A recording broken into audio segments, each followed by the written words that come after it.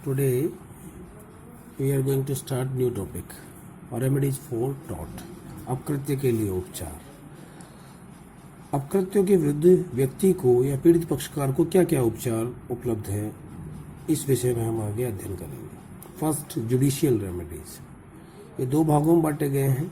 जो उपचार है उनको दो भागों में डिवाइड किया गया है. फर्स्ट जुडिशियल रेमेडीज, सेकेंड है extra judicial remedies.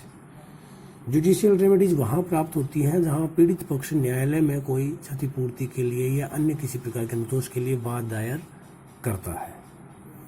Extra judicial remedies ये वहाँ व्यक्ति को प्राप्त होती है जहाँ न्यायालय में जाने की आवश्यकता नहीं, ये व्यक्ति के पास पहले से ही विधि द्वारा उपलब्ध होती हैं, जिसमें वे स्वयं कार्रवाई करके ये रेमेडीज या उपचार प्राप्त कर सकते हैं. First, judicial remedies. Judicial remedies को यानी न्यायिक उपचारों को भी तीन भागों में बांटा गया है. फर्स्ट है डैमेजेस, क्षतिपूर्ति. ज़्यादातर मामलों में जहां पीड़ित पक्ष को क्षति होती है वहां पर व्यक्ति न्यायालय में वाद संस्थित करके क्षतिपूर्ति प्राप्त कर सकता है. दूसरा है इंजंक्शन.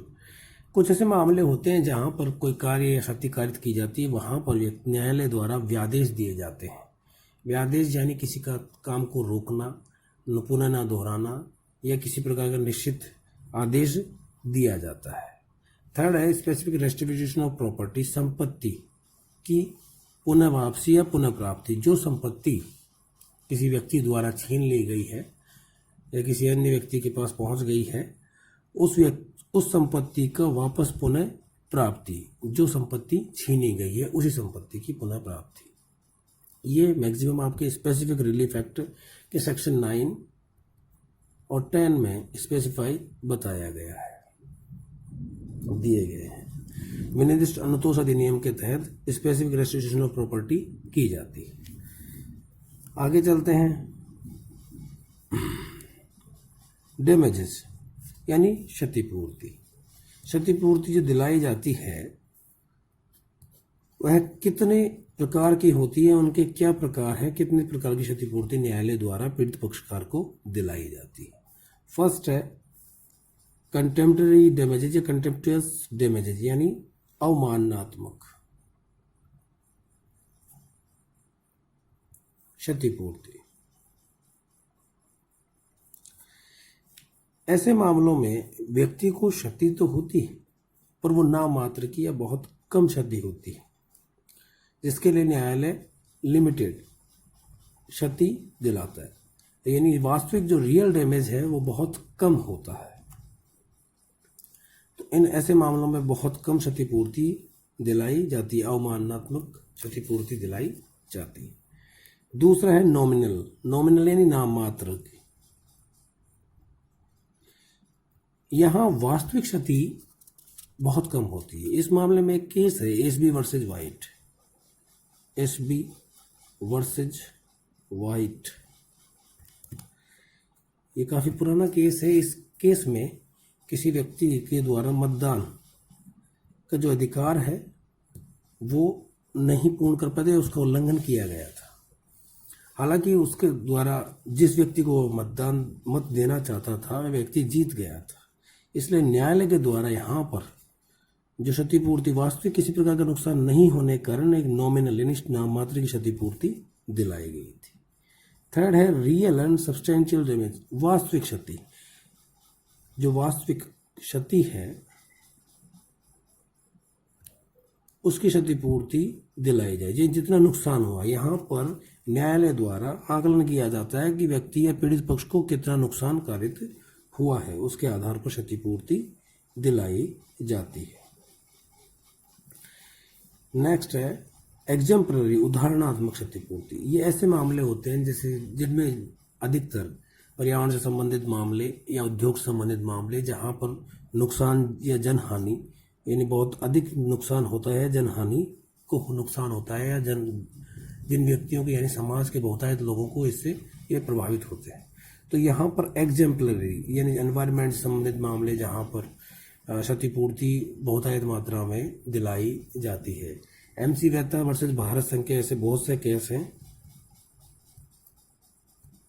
गंगा मामला, कानपुर चमड़ा मामला, श्री राम फूड फर्टिलाइजर के केस हैं.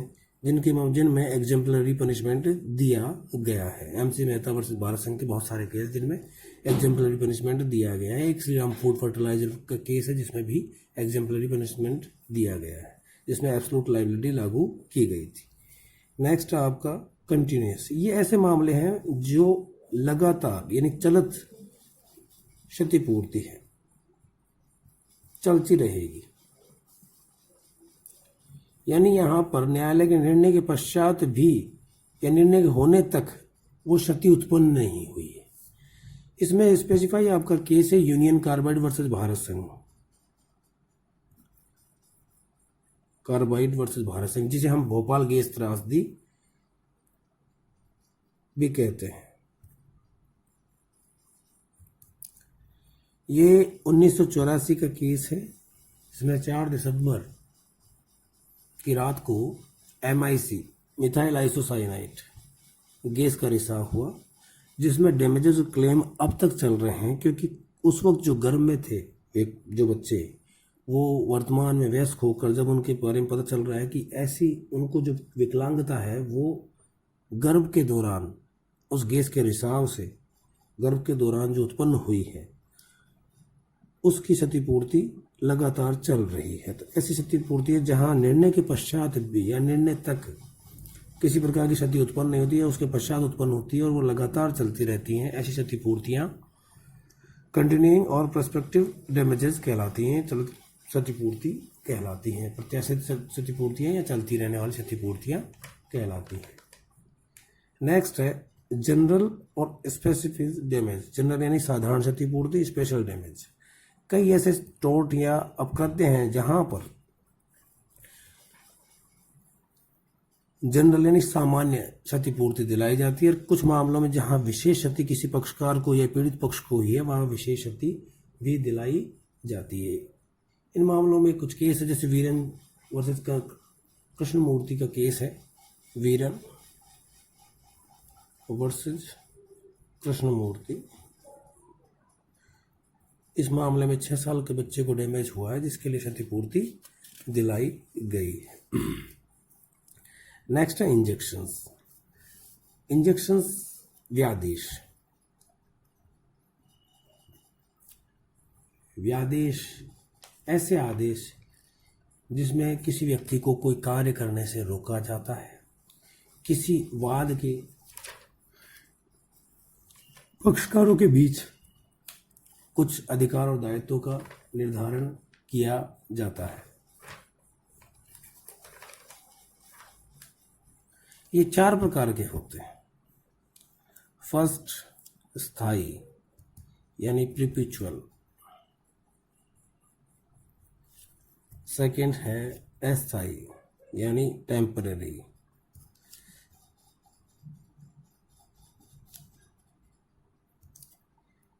थर्ड है प्रोहिबिटरी प्रतिषेधात्मक, जहां पे किसी कार्य को करने से रोक दिया जाए या कार्य को करने से मना कर दिया जाए या दोहराने के लिए मना कर दिया जाए, प्रोहिबिटरी। और फोर्थ है मैंडेटरी यानी आज्ञापक व्यादेश।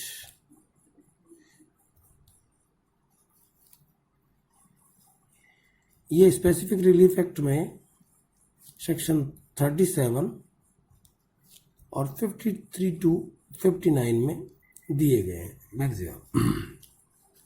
ये न्यायालय द्वारा ऐसे मामलों में दिए जाते हैं जहां पर क्षतिपूर्ति यानी जो पहले हमने देखी 6 प्रकार की क्षतिपूर्ति पूर्ण नहीं हो पा रही हो, या ऐसी क्षति कारित हो जाए अगर व्यादेश जारी नहीं किया जाए जिसकी बाद में क्षतिपूर्ति नहीं की जा सकती, तो ऐसे मामलों में क्षतिपूर्ति इंजेक्शन यानी व्यादेश दिए जाते हैं। थर्ड है संपत्ति की पुनर्वापसी।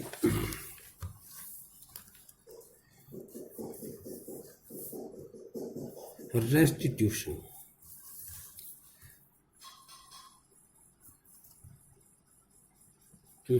Of property.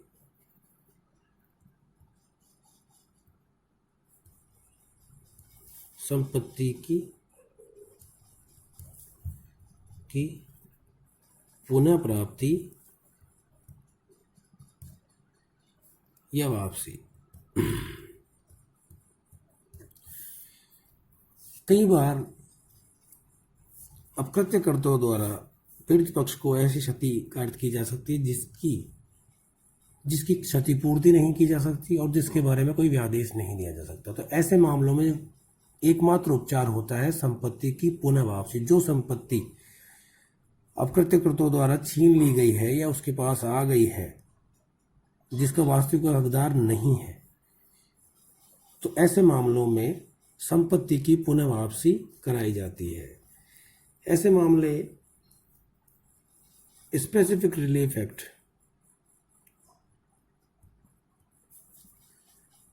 रिलीफ एक्ट 1963 के सेक्शन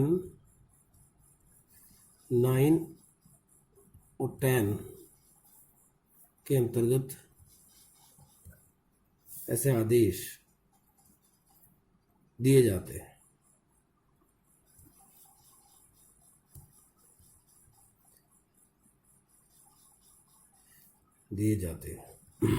जहां पर पीड़ित पक्षकार को संपत्ति वापस दिलाई जाती है। यह है हमारे न्यायिक उपचार। इसके पश्चात है न्यायिकेतर एक्स्ट्रा जुडिशियल।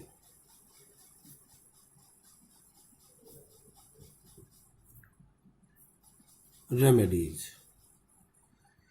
ये रेमेडीज व्यक्ति को न्यायालय में गए बिना विधि द्वारा प्रदान की गई है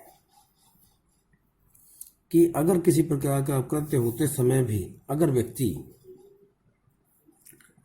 उसे रोक ले, जो कि उसे क्षति पहुंचाने वाली है, उसे रोक सकता है, तो उसके लिए या संपत्ति को पुनः प्राप्त कर सकता है या अत्याचारी का निष्कासन कर सकता है। ये व्यक्ति को विधि द्वारा प्रदत्त किए गए हैं कि अपकृत्य होने समय या होने से पहले या होते वक्त व्यक्ति इन उपचारों के द्वारा अपकृत्य से हुई क्षति के लिए बचा जा सकता है या अपकृत्य से होने वाली क्षति को रोका जा सकता है। फर्स्ट है आत्मरक्षा, सेल्फ डिफेंस। सेल्फ डिफेंस ये प्रकृति द्वारा दिया गया अधिकार है जिसे विधि द्वारा कई जगह रिकॉग्नाइज किया गया है। ये हमारे कॉन्स्टिट्यूशन के आर्टिकल या भाग 3 पार्ट 3 जहाँ की फंडामेंटल राइट्स दिए गए हैं वहाँ भी हमें प्राप्त है। सेल्फ डिफेंस आत्मरक्षा का अधिकार, यानी जीवन का जो अधिकार है उसको एक्सरसाइज करने के लिए आईपीसी में भी जो जनरल एक्सेप्शन है उसके तहत सेक्शन 96 टू 106 के तहत सेल्फ डिफेंस का राइट दिया गया। ये अपराध के विरुद्ध है, बट क्योंकि tort is a civil law, तो सिविल लॉ में भी आत्मरक्षा यानी स्वयं की रक्षा और संपत्ति की रक्षा की रक्षा की जा सकती है।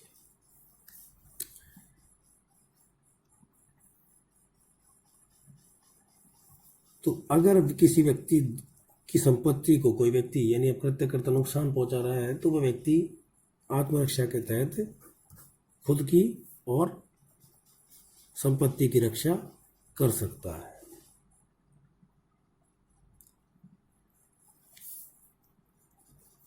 सेकंड, एक्सपल्शन ऑफ ट्रेसपासर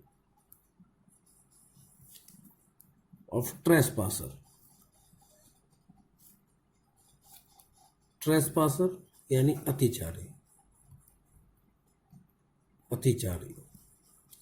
कभी भी कोई व्यक्ति किसी व्यक्ति को नुकसान कारित करने के लिए या तो उसकी संपत्ति पर, उसकी भूमि पर, उसके परिसर में वह जाएगा और वो बिना अनुमति के प्रवेश करेगा, और अगर अनुमति के साथ प्रवेश करता है तो उसके पश्चात जो निश्चित समय जो उसे निकल जाना चाहिए, अगर वो वहां बना रहता है तो वो भी ट्रेसपासर ही कहलाता है। आईपीसी के सेक्शन 441 में ट्रेसपासर को डिफाइन किया गया है। उसके पश्चात 10 सेक्शंस तक ट्रेसपासिंग ही बताई गई है, जिसमें गृह भेदन भी है, हाउस ब्रेक भी है। तो यहाँ टोर्ट में भी ट्रेसपासर को, यानी कोई व्यक्ति जो आपकी संपत्ति पर बिना अनुमति के प्रवेश कर गया है या आपकी संपत्ति को नुकसान पहुंचाना चाह रहा है, उस व्यक्ति को आप इमीडिएटली बाहर कर सकते हैं, यानी अपने बल प्रयोग करके आप उसे बाहर कर सकते हैं। यहाँ भी हमें बल प्रयोग करना है, लेकिन वो एक निश्चित मात्रा तक होना चाहिए, सेल्फ डिफेंस में भी, और यहाँ भी एक निश्चित मात्रा तक ही बल प्रयोग होना चाहिए, ताकि जिससे अत्याचारी का निष्कासन किया जा सके। उससे अधिक बल प्रयोग की अनुमति नहीं है। थर्ड है रिसेप्शन ऑफ गुड्स।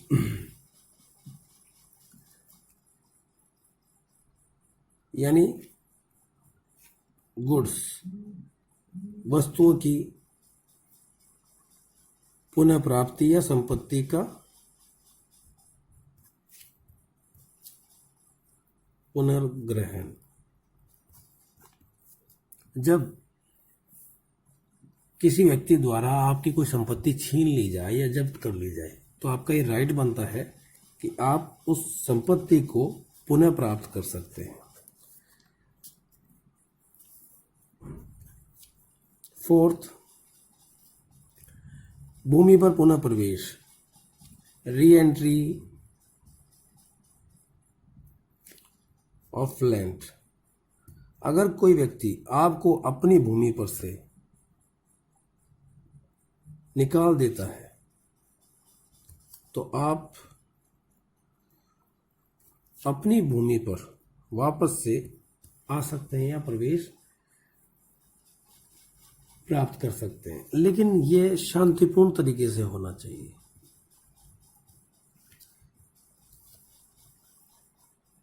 और उसमें बल प्रयोग निश्चित मात्रा तक होना चाहिए, जिससे कि किसी को नुकसान कारित न हो।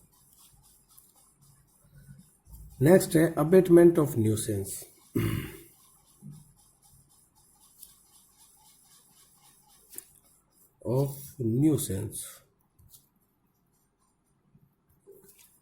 यानी उपताप का अपशमन, उपताप का उपशमन। उपताप क्या है? उपताप स्पेसिफाई एक टोर्ट है।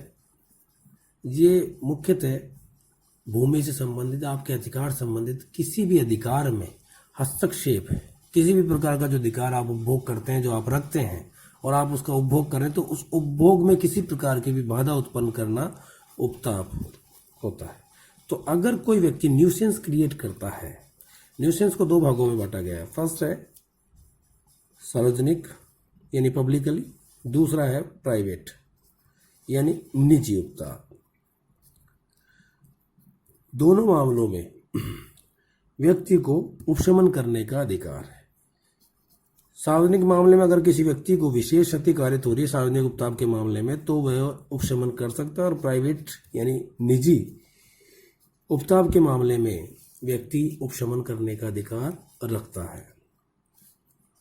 उपशमन, अगर आप कहीं मकान में रह रहे हैं और किसी ने अवैध खनन का कार्य चला रखा, जिसकी वजह से अगर डस्ट आपके एनवायरनमेंट में फैलती है और आपको स्वस्थ वातावरण प्राप्त नहीं होता या और किसी प्रकार का नुकसान कारित होता है, तो उसके लिए आप क्षतिपूर्ति की मांग कर सकते हैं। या जैसे मान लीजिए कि अगर अवैध रूप से अगर संचालन किया जा रहा है, तो आप उसे किसी भी रूप में शिकायत करके हटा सकते हैं, उपशमन करवा सकते हैं। तो उपताप किसी भी प्रकार से जो है उसका उपशमन व्यक्ति को विधि द्वारा प्रदान किया गया है। एक छठा बिंदु है जो है नुकसानी पूर्ति करस्तम। ये डिस्ट्रेस डैमेज फीजेंट, नुकसानी पूर्ति करस्तम, ये विशेषकर स्पेशल मामले यानी पशुओं के मामलों में, जहाँ पे हम पेट पालते हैं, पालतू धन पालते हैं, उन स्थितियों में क्या होता है कि कई बार जो पेट्स हैं या पालतू जानवर हैं, धन है, जिसे हम